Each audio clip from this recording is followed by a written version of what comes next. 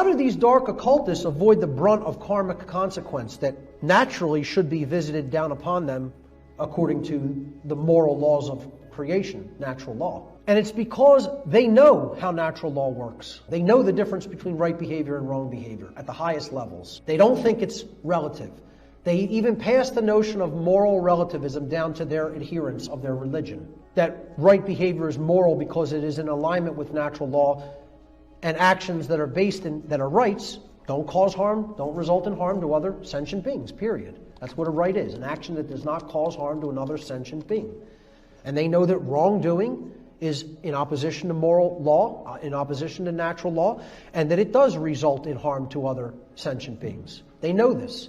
Natural law is in place so that the beings that are within creation, who are granted free will and the ability to understand the laws of creation by the creator of the universe, natural law exists for the optimum benefit of those beings, so that they can create a just world where the beings within are equal according to rights. And when you live in a society like that, freedom is generated. Peace is generated, harmony is generated, safety is generated, prosperity is generated. In other words, heaven. Everything we say we want. Natural law and understanding it and living in alignment with it is what brings all those things. Natural law has been called many different things in different traditions throughout the world at different times in history. It's been called the law of cause and effect. And there's a scientific connotation to this concept of cause and effect too. Even scientists will say an effect invariably follows a cause. And they'll also say things like, for every action, there exists an equal and opposing reaction. So there's a consequence when an action is taken. Natural law is expressed through 7 basic underlying principles, plus what I have referred to as an 8th or hidden principle, which you hear very few other researchers, even people who are studying this from the occult perspective, who are studying this from the consequentialism perspective, you very hear them incorporate the 8th and all-encompassing principle. This 8th principle, which I call the lost principle, binds all the other 7 principles together. These principles together constitute a master key through which universal wisdom, including the knowledge of the requirements to obtaining what we desire, is then unveiled or de-occulted. These are the 7 general principles of natural law: mentalism, correspondence, vibration, polarity, rhythm, cause and effect, and gender. The principle of mentalism states that the all, everything in creation, is actually a manifestation of mind. The principle of correspondence states that that which is above is similar or like to that which is below. So what this means is, it's a mirror, okay? The above is like the below is like the above. The principle of vibration simply states that there is no such thing as rest. Everything vibrates, and at the most fundamental level, the universe and every single thing which comprises it is ultimately pure vibratory energy that is manifesting itself in different ways, different frequencies, different vibratory forms. The principle of polarity states that everything has a dual nature to it. There are polarities in everything that exists. Okay? Everything has poles, everything has its pair of opposites. However, opposites, they are identical in nature, but they're different in degree. The principle of rhythm. Everything flows out and in. Everything has its tides. All things rise and fall. Everything has a rhythm to it or a swing to it. There's tendencies that exist in energy. The pendulum swing manifests in everything that we undergo, everything that we perceive. The measure of the swing to the right is the measure of the swing to the left. It's just an opposite. It's perceived as an opposite. Rhythm will compensate. This is the principle here in natural law that most fits in with how I'm using the term natural law today, cause and effect. So the principle of cause and effect simply states that every cause has its effect and every effect has its cause. Every single thing that occurs happens according to law. Chance is a name for a law not recognized. There are many planes of causation, but nothing escapes the law. You cannot change the past. You can change what it is starting now and make sure that it gets changed in the future. But right now, what is the truth, and all you can do is accept that or reject it. The final principle of the 7 principles of natural law are gender. Again, I'm going to talk about an 8th lost one. Gender exists in everything. Everything has its masculine and its feminine components or principles. We've already seen that when it comes to the human brain, consciousness, worldview, etc. Gender manifests on all planes of existence. Spiritual, mental, physical, everything. This next section is what I call the lost principle. This is the 8th principle of natural law, which binds all of the other principles together. It's the container inside which all the other principles fit very nicely and neatly. However, it's lost because we're not exercising it. See, we already looked at 1, 2, 3, 4, 5, 6, 7 principles of natural law. And there they are represented by these circles overlapping each other. Here's the 8th circle. The seed of life. Now, what happens from a seed? It grows. It generates something. It creates something.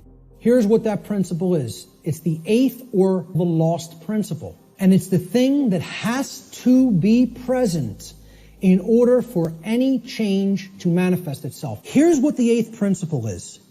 It is known as the generative principle, or the principle which governs creation, which actually is the causal factor that goes into effect and generates the result that we say that we want. But what's the real term for it? Now, most people will say it's love. The generative principle is care. This is different than compassion. People say, why don't you use the word compassion? Because that's not what I'm talking about. It is a different concept than compassion, or even what I would describe as love. This means, what are you giving attention and helping to grow?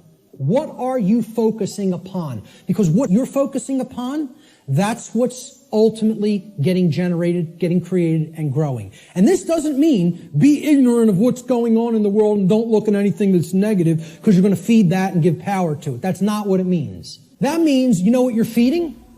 In that instance, if you want to do that, you're feeding ignorance. And that's what's going to grow. It's the exact opposite that the New Agers want you to believe that it is. By ignoring the negative, you are ensuring that more of it occurs. You are fueling it by ignorance.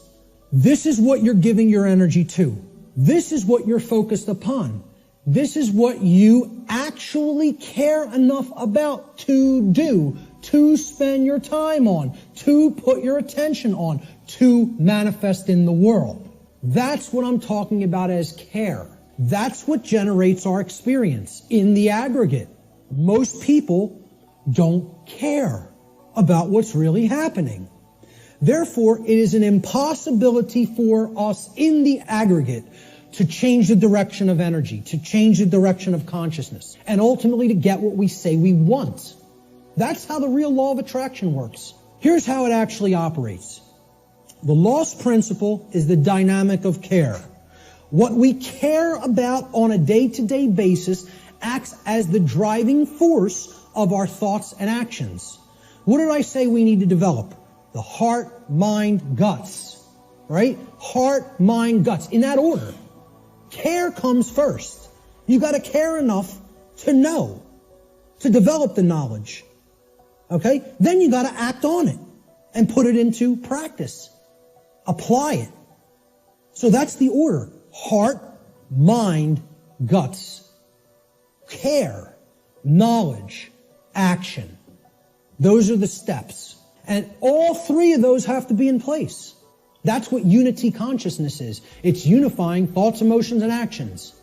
The 3 aspects of consciousness, such that there is no contradiction between them. Our thoughts, what we say, what we think, how we feel, and how we act are one and the same. There's no contradiction. That's unity consciousness. Therefore, care is the driver of our thoughts and actions. It ultimately can be seen as the generator of the quality of our shared experience here on the earth. Care is what generates the whole thing. Hence, it has been called the generative principle. Liken the heart to a pump in the body. Well, what does a pump do? It's a generator. It provides energy. It moves the life force through the blood in the body. In every ancient tradition, they talked about the life force being in the blood. The heart is what pumps that through the whole physiology and enables us to continue to sustain life. As important as the brain is, which we just talked about the importance of it, the heart is ultimately what's generating the experience. Because what we care about determines what we think about on a daily basis most of the time, and therefore how we behave. What we care enough to put our will behind is ultimately what gets created or manifested in our world. The world is the way that it is because most people do not care enough, even if they say, they pay lip service and say that they want things to be different. They don't care enough to actually change it through their actions. Anything we want to create or put into manifestation has to ultimately work through the mental realm first. You want to build a computer, you want to build a podium, you want to build a home, any piece of technology, it has to exist first in the realm of mind. It has to be thought about archetypally, the need for it, its purpose. Then you have to go through the process of what you're going to do to make that happen and come into manifestation. All mental processes. So creation follows the mind, hence the mind, the thoughts, that's the father figure, the creator God. And that's what Osiris represented. Isis was the goddess figure in this trinity, depicted on the right.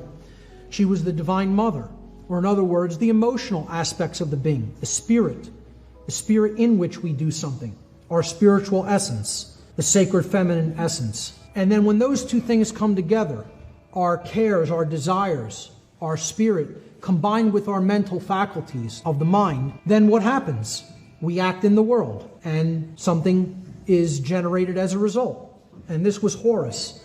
He was the male child because he represented action, the masculine principle. And he was considered the savior figure, the one that was ultimately born to redeem the world through right action. Right action's what's ultimately going to redeem the world. And you can only take right action if you have right knowledge about the difference between right and wrong behavior. So he represented right action, that which we do with our body. It's a sacred masculine force. Very powerful if we understand the Trinity as such, that it is just different aspects of our own consciousness, thought, emotion, and action. You see the god Osiris, the creator god, in the middle. And this is representative of the mind, specifically the brain physiology.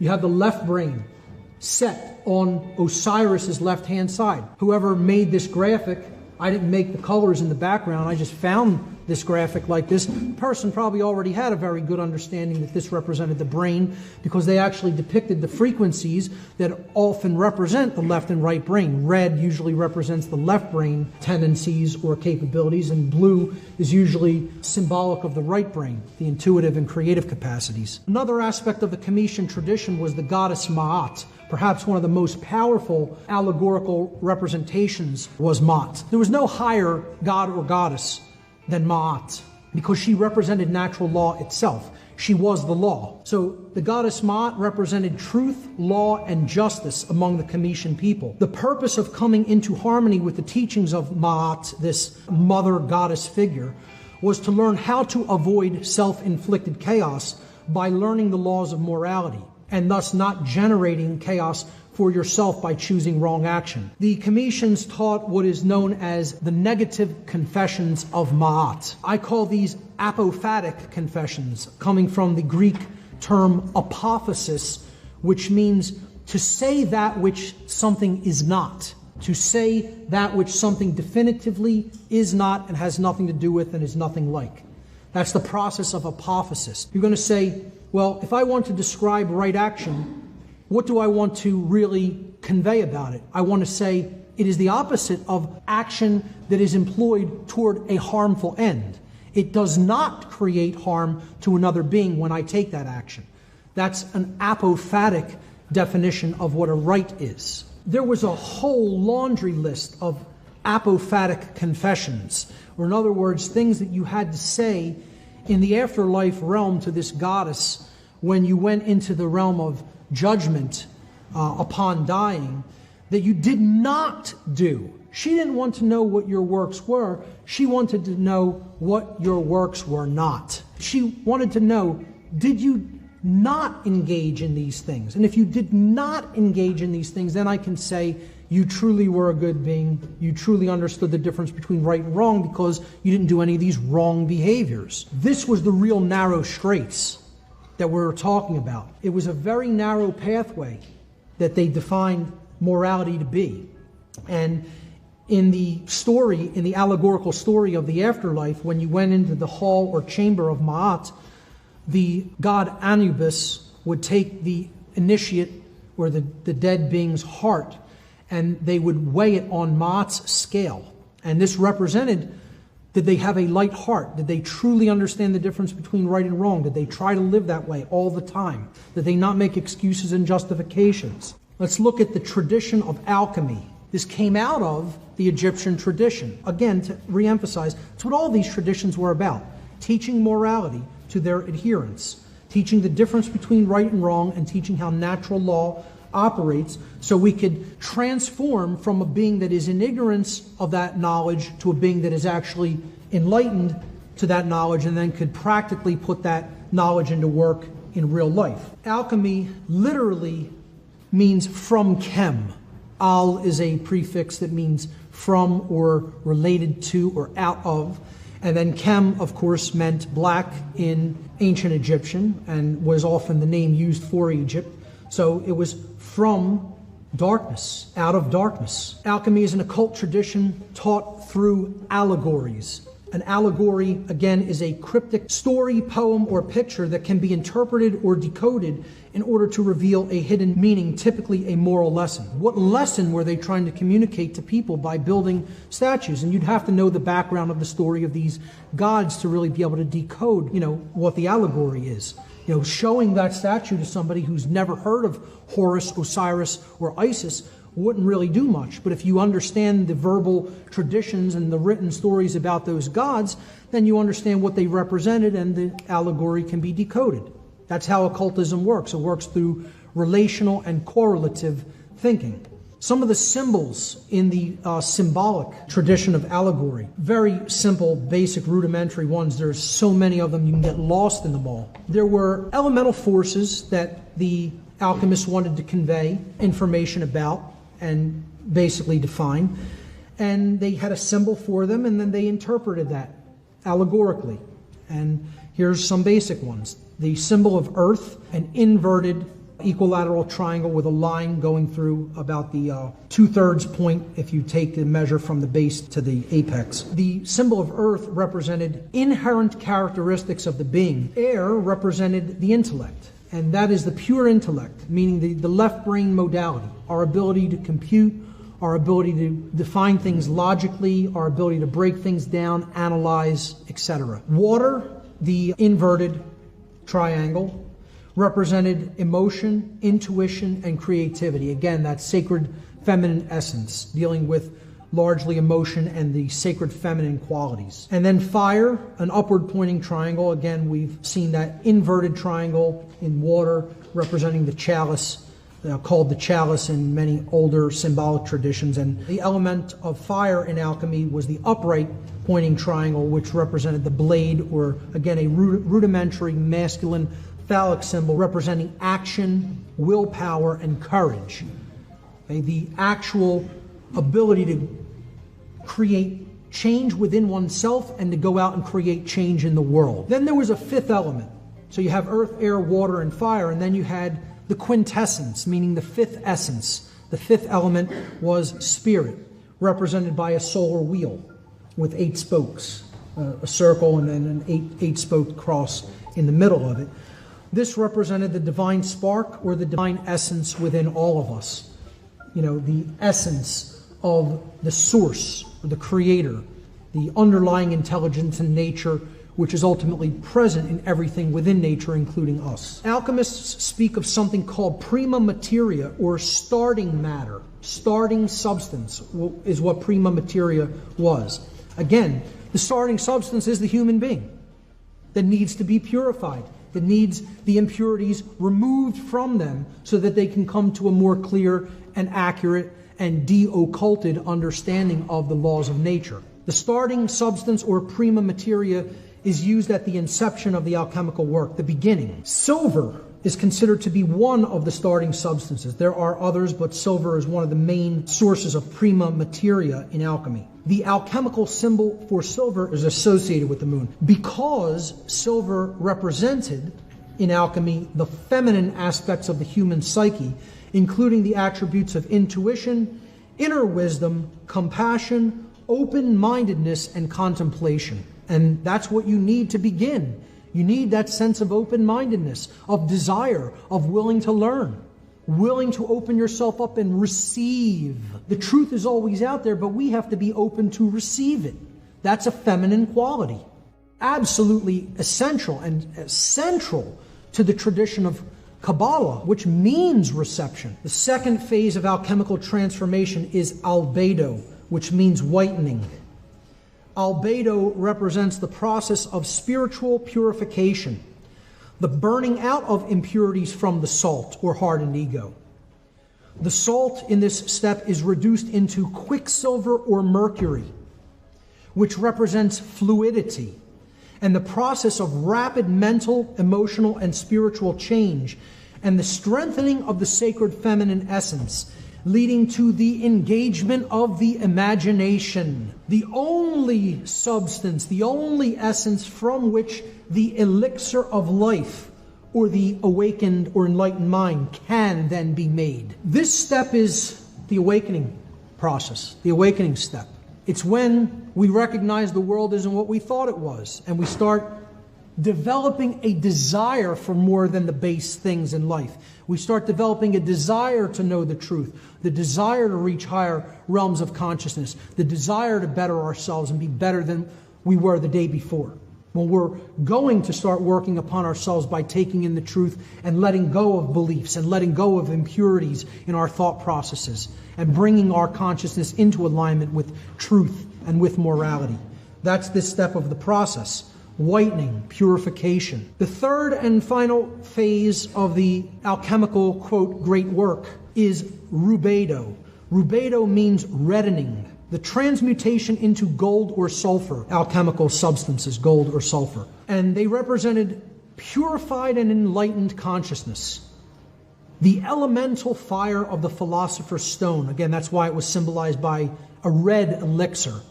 Often the philosopher's stone was depicted as a red stone itself. And that represented the unification of man, which was the limited being, with the divine will, often represented by a red color as well, the unlimited. That's alchemy in a nutshell. Very simple explanation of the allegorical tradition. Let's briefly look at the Hermetic tradition. Heed these words, ye who wish to probe the depths of nature. If you do not find within yourself that which you seek, neither will you find it outside of yourself. If you ignore the wonders of your own house, how do you expect to find other wonders? In you is hidden the treasure of treasures. Know thyself, and you will know the universe and the gods. To know the self is to know the universe. To know the universe is to know the self. It's to understand the dynamic interplay between free will and natural law, a theme that comes up over and over and over again in occult traditions and teachings.